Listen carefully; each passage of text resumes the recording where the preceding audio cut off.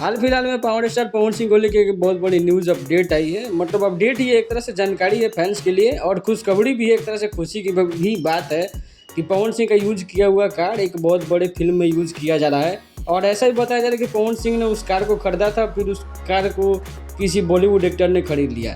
तो दरअसल यही वो कार है जिसको पवन सिंह टेस्ट ड्राइव के लिए लिए थे, लेकिन शायद नहीं खरीदे, उनको ये कार नहीं पसंद आई। और इसका जब गाड़ी का नंबर आपको पीछे जाकर देखोगे, वीडियो को ले जाकर तो आपको दिख जाएगा।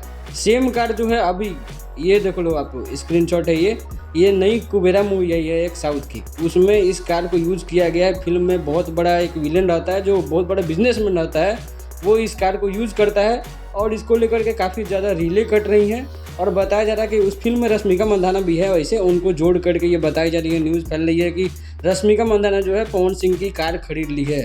तो पवन सिंह की कार खरीदा नहीं गया, बल्कि कुबेरा मूवी में उस कार को यूज किया गया जिसको पवन सिंह टेस्ट ड्राइव लेकर के छोड़ दिए थे। Thank you.